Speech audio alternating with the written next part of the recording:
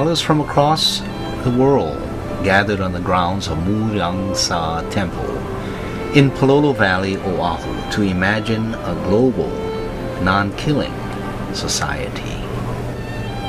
University of Hawaii political scientist Dr. Glenn D. Paige, author of A Global Non-Killing Political Science, gathered guests from over 40 countries for consultation of this great idea. Aloha. This is our 12th and final or concluding or wrapping up session of A Great Idea. We have brought you over the last year one episode per month of a conference that was held here in Hawaii, up in the Pololo area, in which we invited many people from different parts of the world to come and join us in this very serious discussion. Is a non-killing global society possible? And the next question, of course, is can we have such a non-killing society here in Hawaii? What would it take? How would we be able to bring it about? And of course, again, is it possible? In this concluding session, what we will do is bring back into our program two of the significant parties which brought about this conference. First, of course, is the author, Dr. Glenn Paige, who is also the president of the, it's called the Global Center for Global Non-Violence. We also have the vice president, Ha'aheo Guanson. Dr. Guanson also participated in that conference, and she will be joining us in trying to summarize, and then what we'll do is we'll take a look at other parts of the world that are engaged in this quest for bringing about non-killing. Let me first turn to Dr. Paige. Glenn, any concluding remarks as we come to the closing episode of a year of seeing different speakers come in from different parts of the world? What are your thoughts, and where does this movement go from this point? Well, it was a wonderful event, and we appreciate very much the Great Idea series to have this available to the community in Hawaii, and also be shown around the world. Bringing together 30 people from 20 countries with a spirit, a real spirit of non-killing. They all were committed to the idea that it's possible to reach a non-killing society. And in fact, on the videos, the viewers may have seen people doing this for 4 days. They would say, what are they doing? For 4 days there was no clapping in that forum. And the reason was that since air is life, doing this is doing violence to life, as the land is life and water is life and earth is life. So the people that see our series, maybe they'd be interested in that. A lot has happened since that. Since I mentioned that spirit, maybe we should share the spirit. Ha'aheo was there with us, and we have it. Could we read the spirit that all the participants signed at the end? So maybe the spirit was what brought us all together in the first place. So it goes like this. Affirmation of the global non-killing spirit. In remembrance of all who have been killed, of all the killers, of all who have not killed, and of all who have worked to end killing, guided by the global non-killing spirit, taught by faith and found within, we pledge ourselves and call upon all to work toward the measurable goal of a killing-free world with infinite creativity in reverence for life. We call upon all leaders and everyone in the world to join in affirming the global non-killing spirit, and each to become a center for global non-killing to bring about a killing-free world. That's the basis of everything.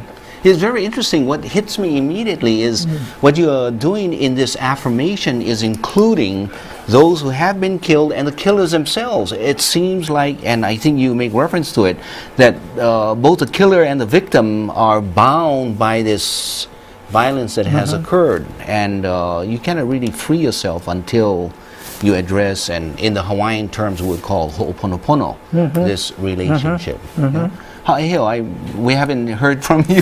Right. Go ahead. So the interconnectedness of the killer and the victim is very intricate in this thing. And so this conference gathered together in this historic way of looking at many different aspects of a killing-free society. So the spirit is a very important foundation, and the creativity with the art and the music, very important, but also the research that goes on, as well as the activists and what kind of actions are going out throughout the world. And of course, all the different translations and the translators of the book, The Non-Killing Society. If we can come back to this structure of non-killing, which is, if you take, some people take a ABC triangle analysis to behavior. B, being at the top, is that behavior, and what you essentially want to do is get rid of, toss out the violence. Sometimes it's called lethality, or we can call it killing in our purposes. And how do we bring non-killing in as a mode of behavior? People are saying that what you need is, you need to change point A of the triangle, that bottom, the base of the triangle, and point C of the triangle. Point A being attitudes, aspirations, assumptions, those basic beliefs that people may have, founded in religion or in deep culture, or wherever you may find that basic belief. Point C being the conditions: clean water, employment, erasing hunger, and these are the things that generate that behavior. Now, I hear you say that what we need to do is incorporate all of these things in order to come about with point B being non-killing. So it's not just talking about let's be nice to one another, let's love one another, care for one another, and in that way we'll bring about non-killing. But you are saying it has to be something deeper than that. We need to start changing attitudes as well as changing conditions, which also create a behavior which is killing behavior. Yes, and So we have a practical way to begin to do that, and it's demonstrated a way, and it's in this. In the original book, Non-Killing Global Political Science, and it's demonstrated that people who read this, they begin to make those practical changes in their thinking. At least they don't deny that it's possible that people can stop. So many surprising things begin to happen. Now this book can be read free on the website globalnonviolence.org. No one has to buy it, and it's being translated into 32 languages in 6 years. And I want to show just one more. Here's a condensation of it in Kiswahili that's being distributed right now in the DR Congo, in Rwanda, the genocide area, and in Burundi. And there's fighting going on, looks like maybe an eruption of that. So this is getting into grassroots. It's been taught in local communities, but the book starts out with a question: is a non-killing society possible? Then it gives all the reasons why it's not possible. Then it gives some reason to think why it is possible, and it gives some practical, institutional ways to solve problems and going, and it really invites creativity. So eventually you come back to the question that many people will come to. But isn't killing natural for the human being? Yes. Throughout history, you begin with a book of, is it Genesis? Absolutely. And what is your response to that? Cain and Abel story. Cain kills Abel, and God abolishes the death penalty. He says, I won't kill him, so he lets him off. No, the fact is that most humans have ever lived have never killed anyone. That's number one. In Hawaii, last year we had 22 murders. We have 120 suicides every year. That's not good. But globally, only less than half of 1% of people who've ever lived, billions of people who've lived, have ever directly killed another. That's number one. So really, rather than thinking we're killers by nature, if we were killers by nature, mother kills father, father kills mother, they kill the children Yes. kill them, and the extinction of humanity. But now we got almost 7 billion people, and we're increasing. So that's number one. That's just common sense.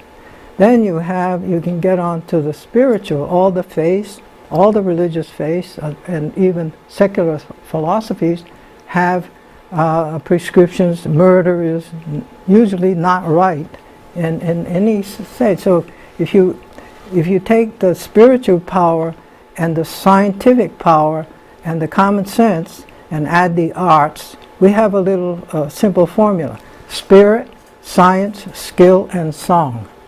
All the space, the respect life, all the sciences, not just political science, but everything. You can have a whole non-killing university, everything, a whole non-killing community, a whole non-killing Honolulu, Hawaii, the whole Aina can be non-killing and its people. So, and then song. As Martin Luther King said, if you don't have a song, you ain't got a movement. And We Shall Overcome is their marching song. Okay, you've convinced me. There's no need for convincing me anymore. Yeah. Let's hear some of the voices that came from this conference, and through the magic of videotapes and fancy cameras and the rest. What we'll do is we'll sort of walk back to a year ago, or almost a year ago, and start hearing the voices, Sure. the voices of others. So Yeah. let's take a look and see what we have.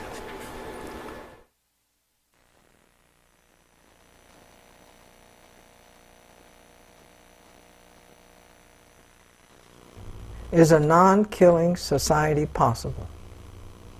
Is it possible to have a society in which human beings do not kill each other? The book, Non-Killing Global Political Science, concludes with this last word: yes. I'm blessed by being a part of humanity that's really dedicated within itself so that not one of us is going to be killed.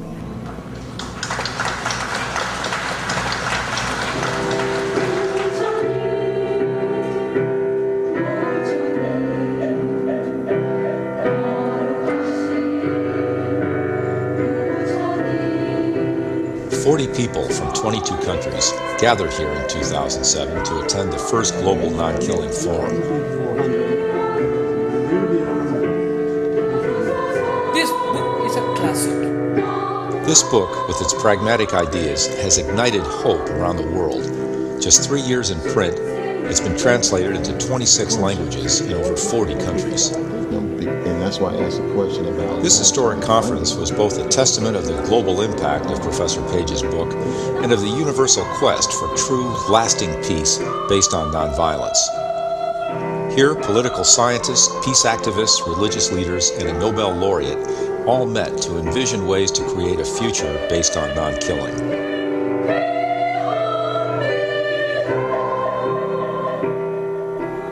I did not choose non-killing.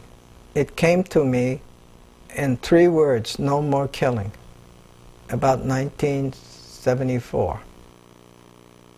After I'd been involved in the Korean War, and I'd been closely involved with Korean affairs, and I'd seen the results of killing, just one day, silent words came to me: just no more killing. So after that, all right, I began to re-educate myself about killing, and about violence, and about war.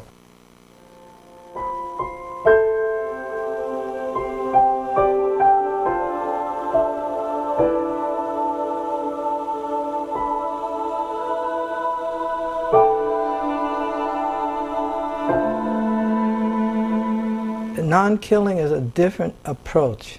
It's not just peace studies, it's not just anti-globalization, not just the environmental struggles, or the ethnic struggles, or the genocide struggles, or the war-peace struggles. It covers all of them, but it just looks at it a different way. The media gives us a very negative image about war happening here and there and all the kind of killing that's going on. But that's just one small side of the story. Really, what's exciting are individuals and people who are struggling and trying to make sense of this world and are trying to do a variety of things using nonviolent means. You can all be for peace.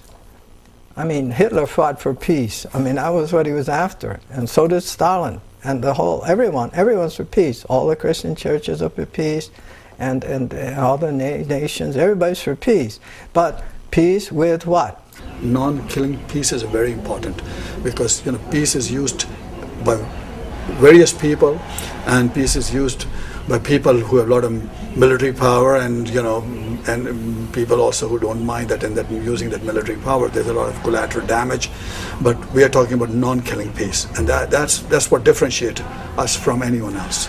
I would say that violence comes out of unresolved conflict. So if you want killing to go, develop the skills of solving conflicts. Every human being, I think, is keen to be closer to other human beings. If we take 10 people or 100 people, they may have 100 different ideas, Different ideas means differences of opinion, conflicts and all that.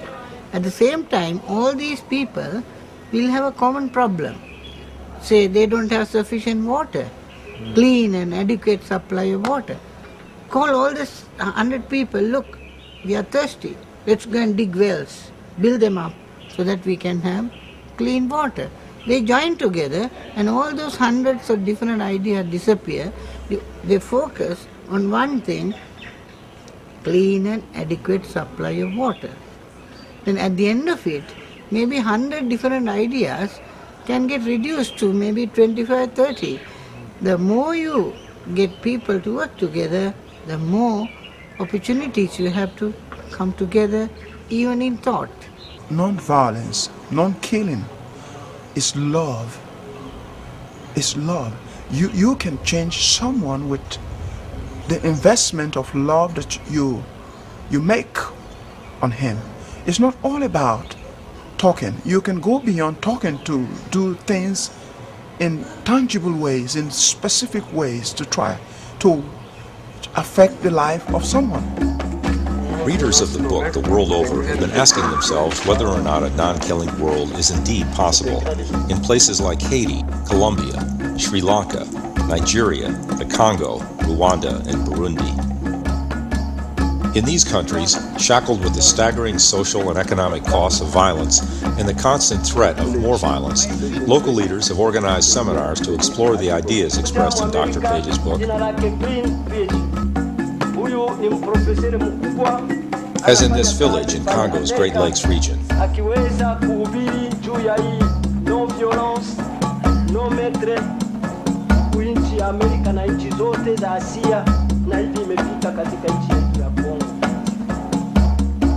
Hii alama yote mviringo ni alama ya dunia nzima.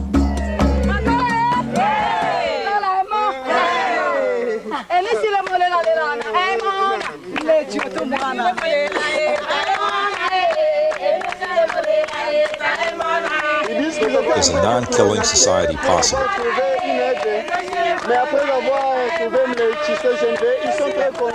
The UN World Health Organization's landmark book, The World Report on Violence and Health, 2002, concluded that killing is an international disease and a curable one. The book, Non-Killing Global Political Science, was published exactly the same time. And both say the same thing. This World Health Organization comes to the conclusion killing is a curable disease. And a book, Non-Killing Global Political Science, comes out and says exactly the same thing. Human beings can't stop killing each other. Here's 249 pages from the question, is it possible, up to yes, it is possible, and it has to be solved in a global way. Both things converge in the same year, in the beginning of the 21st century. It's very exciting. Terrorism has already established itself as a major problem of the 21st century. It poses threats that simply cannot be solved by military force. We've been killing murderers for centuries. It doesn't stop murder, homicide, not war. Look, we've been fighting wars for peace hundreds and hundreds of years, and we're still fighting a war in the 21st century. We still see it as a viable option. 19 men with box cutters and some planning and so forth can terrorize a whole 290 million people. There's something wrong with the logic of that. No killing of terrorists will end terrorism. Killing terrorists creates martyrs. Their relatives or the people that know them, they're just as outraged as the people who are the victims of their terrorism. In Islam, there is no space, no place for terrorism, and those who commit terrorism in the name of religion, they are not, the real follower of the faith. We feel bad when see that the Muslim people, the terrorists, they are fighting, they are acting in the name of religion and saying that we are working for jihad. It's not, it's wrong interpretation. Jihad means you kill your evil forces remaining inside. It's wrong. You have to fight for against injustice. You have to fight for truth. That's the true meaning of jihad. Terrorism basically is psychological warfare. The terrorist is working on the mind of the society or the group or the family or whoever you want to terrorize. And the terrorist is a weaker person, very weak, and confronting something is very powerful. So since terrorism is the mind, the cure or the alternative to terrorism is in the mind of the terrorist. So you cannot impose anti-terrorism into the throats of the people. People have to be educated, the women have to be empowered, and the Puritan religious class has to be confronted. The madrasas, the religious seminaries, they gave Puritan Islamic lessons to the people, prepared people for the so-called jihad, and now that kind of spirit is still there. But the society and the government both are now taking initiatives to see that this tendency is curbed. You have to have empathy with terrorists. They're just human beings like the rest of us. Have empathy. Why are they doing that? And really try to understand that. And since 9/11, a lot of people have been asking that question, and they've been trying to understand this and why that bin Laden group are doing what they're doing. And the same way, the people around the world, they have to understand the Bush administration, their group, why are they doing what they're doing. Nonviolence is a serious political method of solving deep ethnic political conflicts. I mean, it's a tragic thought that we don't teach non-violence and peace, yet we have all over the world ministries of defense and we teach war. I think that's very sad reflection on our humanity that we are still at that stage. People are picking up on that kind of vision at this time in the 21st century, where all that killing and preparation to kill is becoming less and less practical. As long as you maintain the right to kill or threaten to kill for justice, equality, markets opening, defense, whatever it is, we're continuing this. But if you're working toward a non-killing society, you want a society where nobody's killed. You want a zero body count. If you want to save the lives, you have to save the minds. And that's why he talks about non-violent political science. I immediately decided that this is a kind of book which is needed in Pakistan and which is needed in the Muslim societies. The problem was that it was published from a center which focuses on non-violence, and non-violence is not a very popular term in our political vocabulary. Non-violence gets related to Mahatma Gandhi, and Gandhi is a villain in Pakistan. Gandhi did not begin his work in India. He began his work in South Africa by addressing human rights issues. The very first issue which Gandhiji identified was denial of rights to fellow human beings, so that fellow human beings will be able to live with justice and honor. It was not India specific, one human family. So he is both probably national, much more than that, he was global and international in his reach, in his vision.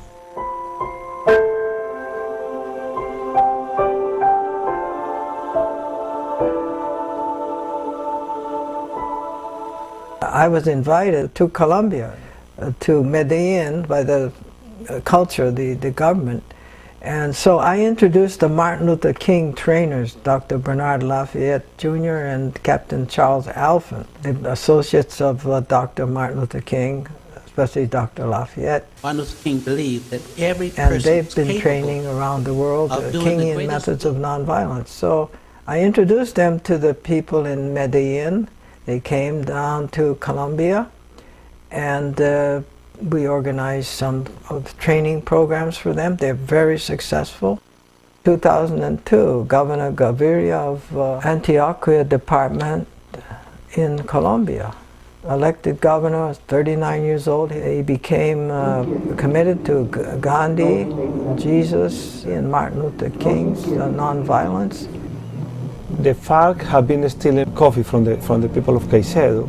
The total amount of coffee stolen was like 500 million Colombian pesos. We were in Medellin and we didn't know anything about this, but the journalists called Governor Gaviria and told Governor Gaviria, you know what happened? The FARC stole the coffee and Governor Gaviria said, okay, what are you going to do? He said, I am going to organize a march to Caicedo. In Colombia's province or department of Antioquia, 65 miles from its capital of Medellin, is the town of Caicedo. We have been actively training in Colombia through Luis Patero's connection with a private NGO.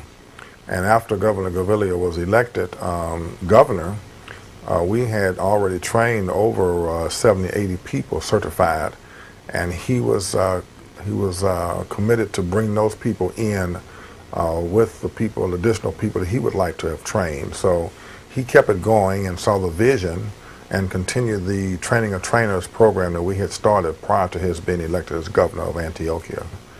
And he was always listening to Dr. Lafayette and inquiring what would Dr. King do, and he was reading a lot of Dr. King's books.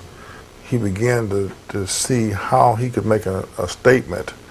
And as I recall, the 5 days came from Selma to Montgomery, where it took him 5 days to march. And so I was impressed with how he listened, and very intensely, of the people who disagreed with him, who said the march should not go, it was too dangerous. And that was, I can remember him very deep in thought about this march. And he even brought his cabinet in, and one day his cabinet was sitting around, and he would ask every one of them, people in his cabinet, what they thought. Most of them were against it. He led a march into guerrilla territory, 65 miles from Medellin, the capital of Antioquia. In 5-day march, got within 2 miles of the town, the coffee-growing town he was trying to reach, going through guerrilla territory. He wanted to dialogue with the guerrillas, and with the assumption that Colombia's problems can't be solved only by violence and killing each other. We'd have to negotiate.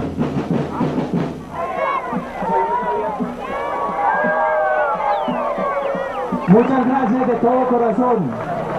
Yo le pediría a los marchantes que reservemos este café para llevarlo hasta Caicedo el día de mañana.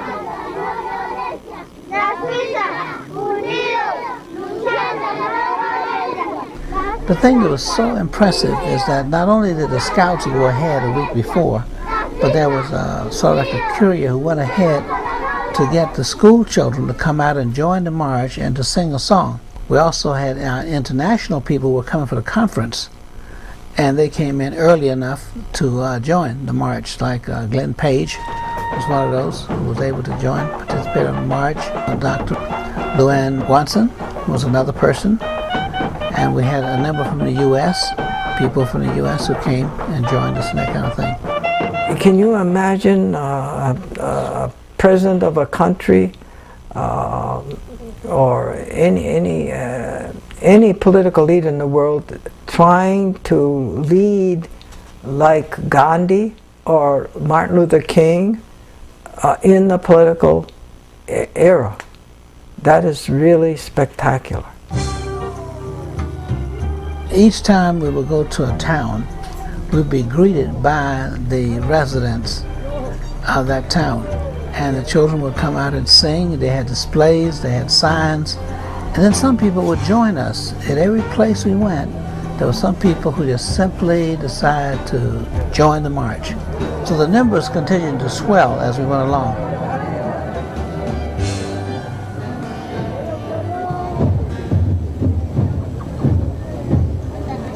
Alguna gente se preguntará, el gobernador de Antioquia en medio de tantos problemas, ¿cómo es que cree que tiene 5 días para caminar? Porque esta caminata no es exclusivamente una caminata, no es una marcha. Estamos utilizando esta marcha como un vehículo para transportar un mensaje muy valioso. Un mensaje que, creo yo, tiene la fuerza suficiente para transformar la realidad de la cultura violenta del pueblo antioqueño.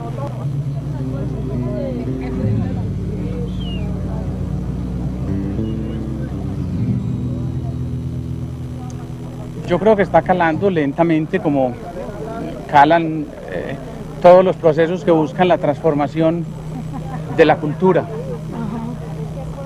Un proceso muy difícil es el de transformar la cultura de la violencia en medio de la cual nos hemos acostumbrado a vivir. Entonces yo no tengo expectativas de que esto cale instantáneamente ni que produzca transformaciones mágicas. Sé que es un proceso largo. Entiendan que lo que estamos proponiendo es una alternativa, no la inventé yo, tiene 2000 años. La vida de Jesucristo es el mensaje de la no violencia. 1900 años después, Gandhi liberó a la India de la opresión del Imperio Británico con base en la no violencia, y Martin Luther King transformó la historia de la humanidad, derrotó el racismo. Yo creo que es una herramienta que es capaz de transformar la lucha social en Colombia.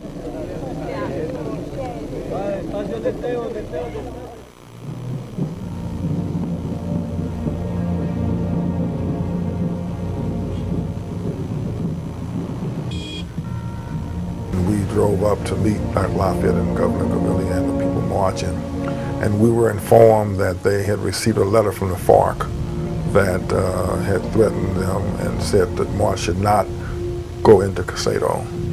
And so there was a strategy session there that day on Saturday of what to do and how to do it.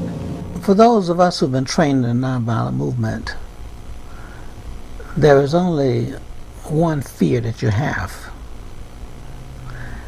and that is that your work will not continue after you're gone.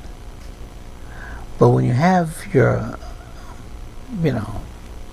organization, you have your structure, you have people who are trained, then there's no fear that you won't get the job done, because there are others who will make sure that the work continues.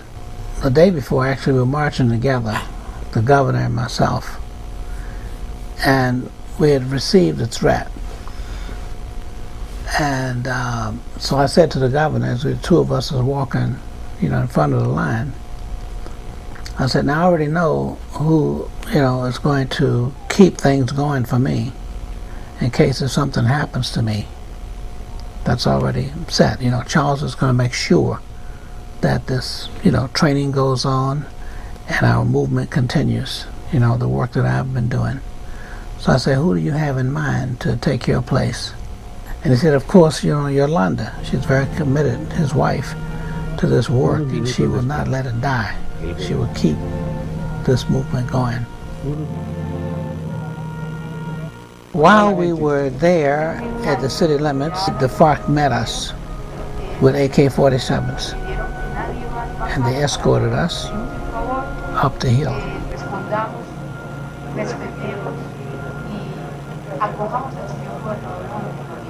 the idea was that if the priest and the bishop and all of us go up there together, they could see that we come in peace.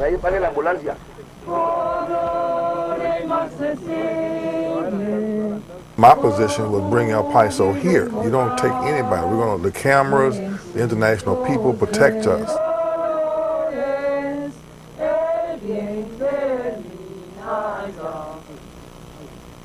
Well, we got so far, and they decided that they were going to separate and only take 4 of us. As we were walking through a rugged area, the members of the FARC were dressed with rubber boots, and they had their fatigue uniform. They had a machete, and they had, I think, another maybe smaller knife, and then they had the AK-47. They were all armed with AK-47s. And there were women and men, both. And they had the guns drawn on us. So we realized then that it was not a normal situation. And they said, well, how long is it going to take before we get to the people we're going to meet with? They said, well, it may have to be overnight, you know. So that's when it dawned upon us. Okay, the curtain was pulled down, and it was a nightmare because we were kidnapped.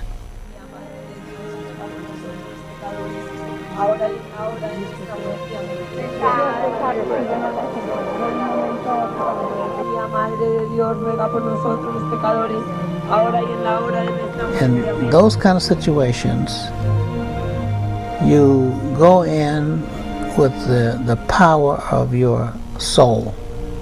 So nonviolence is not an insurance policy, but nonviolence gives you some options that can possibly change the dynamics.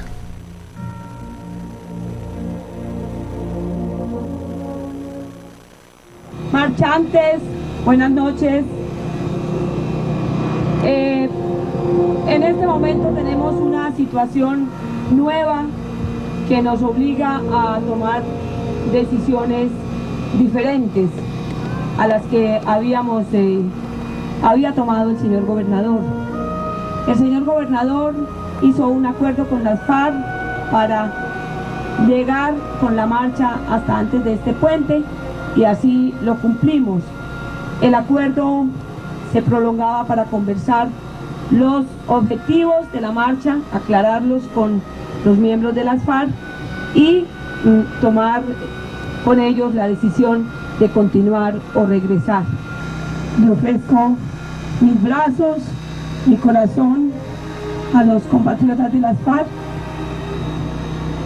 Los perdono, juro que los perdono. Les pido que me devuelvan a mi esposo lo más pronto posible. El país de Antioquia lo necesita. Vamos a rezar para darle gracias al Señor. I stayed in custody, I don't know how long. I can't remember. It was late. It was that night. 3 to 8:30. To that night when we got, they finally decided to release me. They got the word. Because El Paiso got on the cell phone and they were talking to people because they had to reassemble all 5 heads of the FARC. They got 5 top people who were the head leaders, and all 5 of them had to be put on a conference call to make a decision about what they were going to do with me. So they finally decided that they were going to release me. So it was a strange feeling I never will forget, because the priest is the one that told me. He said, "You're free." And to hear the words that you're free was a strange kind of thing. And I've been in jail before, you know, and that kind of thing, etc. But to hear these words that you're free, it was imagining like it would be in the Emancipation Proclamation when the slaves were freed. It's a kind of a stunning thing, a thought, a feeling that you would come over you. Because I never thought of myself as not being free. Hoy van más de 5 años y no volvió. Aquí me quedé esperando. Lo peor de todo es que no va a volver. Del secuestro hay dos cosas que también quedaron muy grabadas en mi mente. La primera imagen en la prueba de supervivencia en un video que enviaron las FARC. Al pueblo colombiano desde las montañas de la patria. Más o menos a los 8 o 9 meses de estar secuestrado Guillermo, que lo veo por primera vez después de que me lo habían quitado, con barba, nunca había usado barba, con bigote, y esa sensación me impactó. Su mirada era una mirada como perdida, de profunda tristeza, como que con los ojos me decía, necesito salir de acá. Esa es una imagen que jamás se borra de mi mente. The critical point of the march is not in that moment. It's not because they were kidnapped. The critical point is because Governor Gaviria and Dr. Echeverri got killed. In my opinion, there are 4 reasons that they have different weights. The first one is that we took a risk. We know it was going to be dangerous. We made a votation, we lost the votation, we decided that we were going to Caicedo, and we took a risk. The second point is that we were not prepared for the plan B. We should have planned in advance what happened. What are we going to do if they are retained or kidnapped? In advance.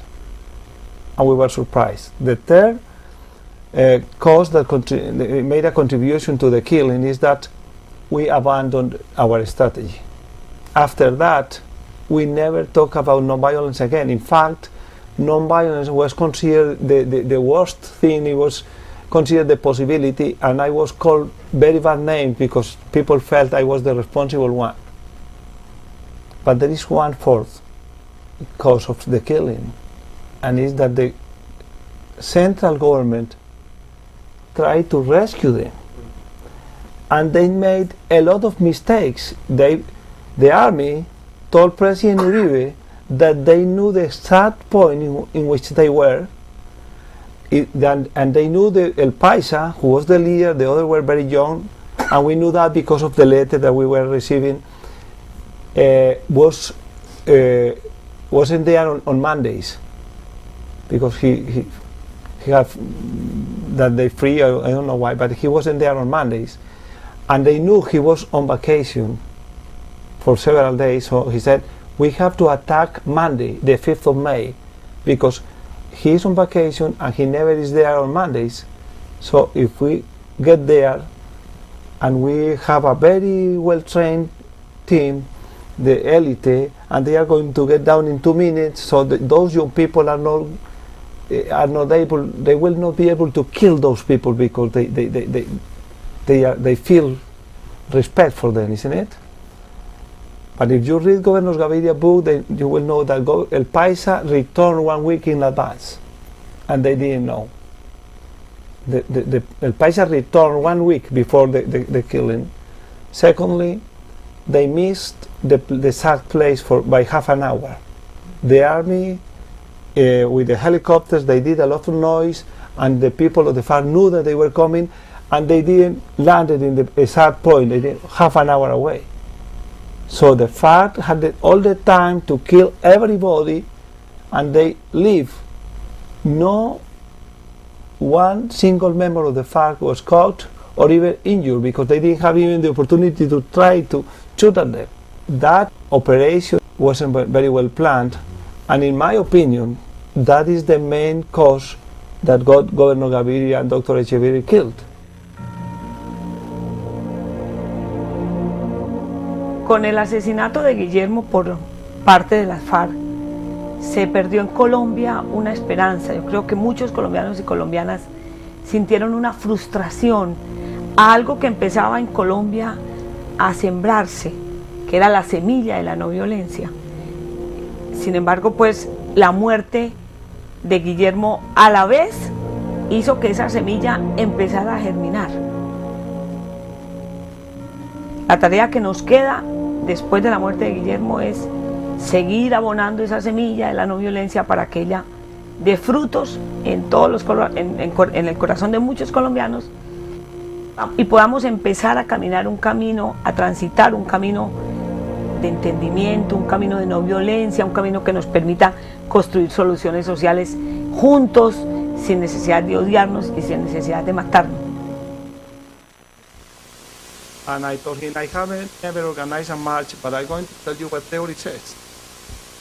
In nonviolence, we don't allow violence to be done. And the most important message I think that we would want to say from Northern Ireland is that militarism and paramilitarism don't solve deep ethnic political problems. The only way of solving these problems is indeed through non-violence, through no killing, through dialogue, through negotiation. And it takes time, but it is doable. It isn't just that our little center would be the creative source of the planet, not at all. But you need some place that respects creativity of other people on this issue, trying to create a better world.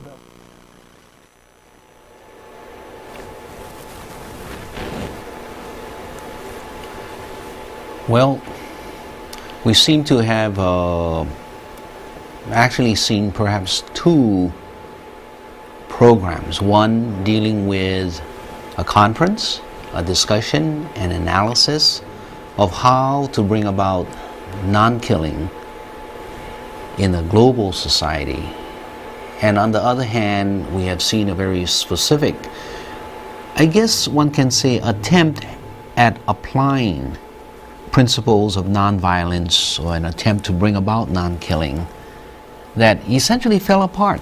There were four reasons, or you can rationalize it one way or another way.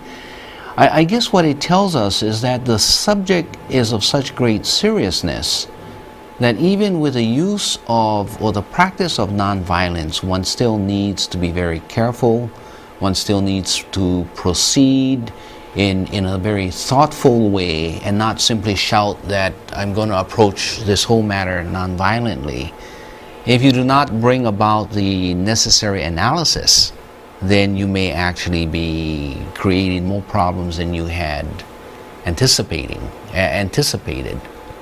Before turning to our guests for their comments, I want to say that if you go to globalnonviolence.org, you may be able to get even more information. Glenn, can you tell me if this particular video is also on your website? Yes, it's there. And there's another one, a 10-minute one, a shorter one. They're available.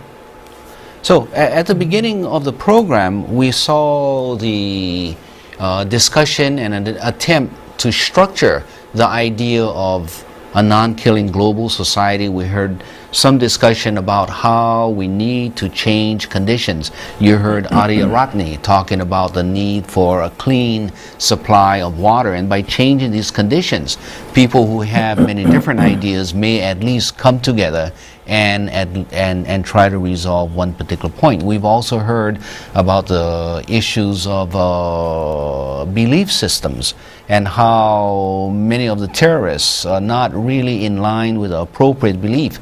So that deals with their attitudes and their thought process and how it leads to violence and why we need to address those issues. High Hill, previously you talked about all the many things that come into play in bringing about eventually nonviolence. Glenn is calling on political science becoming more serious and taking a very scientific approach to add to this discussion on a worldwide basis. And in fact, you had invited not only political scientists but social scientists to come and join in this discussion. Before stopping my commentaries, I want to especially reflect my appreciation for Jun Shimokawa, who took so much time in editing the miles and miles of tape, so that not only we at the conference could hear the experiences of many people, but we could at least share it with the general Hawaii population. So those are my comments. Glenn, why don't we start with you? We'll go to you, High Hill, before we conclude this particular program. High Hill and I were there. High Hill marched that 5 days with the governor, and we know a little bit about this. It was a mistake to try to rescue him by violence. So it's not only the nonviolent people that have to understand nonviolence, it's the violent ones. Because the governor was making very, very good relations with his captors there. He wrote a diary, and it's being translated into English. It will be published. It'll be called The Diary of a Kidnapped Colombian Governor by Cascadia Press in Philadelphia. It's Mennonite. That should be out in a few months. So you'll see in there, as he discusses his captivity, he's really educating. There's about maybe 10 or 15 guerrillas in there. He's really reaching them and so forth. So so it's not only the burden of the nonviolent people to be non-killing. The killers also have to have some responsibility when there's a chance.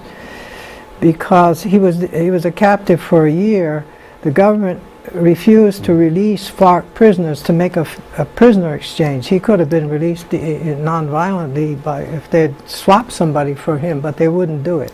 And then they went in with violence. One of the comments was that there was no appropriate plan B, no appropriate alternative, and one of these alternatives should have been that the central government should have had some training in nonviolence and understanding the possible consequences. Sure, and that we were there in that strategy day thinking about this.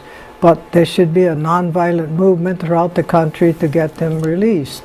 And the government should use nonviolent means to get them released. That would be the follow-up plan. What is not on that film is there were a 4-day conference right after that, and the First Lady Yolanda Pinto de Gaviria, she chaired the conference. And Ha'ahea was there, Myriad McGuire was there, a lot of diplomats were there. 3,000 people were there for 4 days. And they all were doing this. There wasn't a clap all day long, for 4 days. They had speakers and youth, and they were really, the killing of the kidnapping of the governor didn't stop the non-violent enthusiasm of that. Now she's in the Senate, and she's introduced a bill in the Senate that nonviolence and peace, methods of nonviolence, should be introduced throughout the entire Colombian education system. And we're moving in the United States. Pretty soon there's going to be a Department of Peace, there'll be a Secretary of Peace, and there'll be a Peace Academy, and we'll start doing it. But we could do this in Hawaii, we could do it through the whole nation, get nonviolent education, training, introductions, just to move over that negativism, that fact you can't be done, it's got to be done. You know, that the murders are inevitable, the suicides are inevitable, the wars, the attacks, the terrorism, it's all inevitable, and all we have to do is be stronger. And we're the greatest military power the world's ever seen. Nobody has the weapons and so forth. But people with those box cutters, 19 men with box cutters, they can scare us, 300 million people. So this is the basic logic of the thing. That's why it's in the mind. So force alone doesn't stop it, because people willing to kill in the mind will find a way to kill. And that's why we have to reach it. And the way to reach it is to look carefully, raise a question, discuss it, and find some other ways. So people that watch this program, I hope they would try to look at this book, find it, read it, think it over. And that would be one step forward. It's not preaching, it's not religion, it's the practical way forward. And I'd like to hear from Heo. I'm sorry. We have only limited time, because but go ahead, Heo, and you can conclude our program. I want to say that this story is not an isolated story. It really goes on the steps of others before, which includes Queen Liliuokalani and her nonviolent stance, with Gandhi and Martin Luther King. And I was reminded when I saw the video that I had given a kukuinat lei to the Gaviria, the governor, and to the ambassador for peace, and to Yolanda, his wife. Because in Selma, during the 60s with Martin Luther King, the Hawaii delegation brought carnation lace to Martin Luther King. So it was in that spirit that there was aloha from Hawaii, that there was that connection, but also that the mana, or the spirit of all our ancestors, were ingrained in them. And so as he was walking and being kidnapped, they were wearing those lace. So with the death of one person, it isn't the end. And in fact, it is the spark. They become martyrs. As we marched for all those 5 days, I was moved by the number of children and the communities that kept becoming part of it. Our little 1,000 people march continued to grow each town that we went to. So this idea of nonviolence and non-killing is really something that continues to grow. All right. It doesn't convey enough in this video or in the media especially, but the spirit that lies within everyone, really, the non-killing, that is really central part of every person, that can be nurtured and grown, so that this wonderful, great idea that has emerged, non-killing, that has been with us for millennium, will continue to grow. And that it is the responsibility of not just political scientists. They may have the vision and idea, but it's for everyone, from little children to adults, in every part of the world, and whatever you're doing. Each person is a center for a non-killing society. That is our responsibility. In the almost less than 1 minute that we have, people who are watching this program, who may want to become involved, may want to have opportunities to incorporate their children, their family, their community in this process of education and commitment, where do they turn to? Where do they go to now? Is it to this organization? Is it to call either one of you? Call the University of Hawaii? Tell me. They can go to Google and just put non-killing in the search box, or they could write non-violence. They'll see many things. But within the next month, we're going to have a new Center for Global Non-Killing. It will be on our website that we've introduced here. That will be one source. And there are a lot of links there to other matters. So I guess all we can say is go out, it's available, find it, get involved.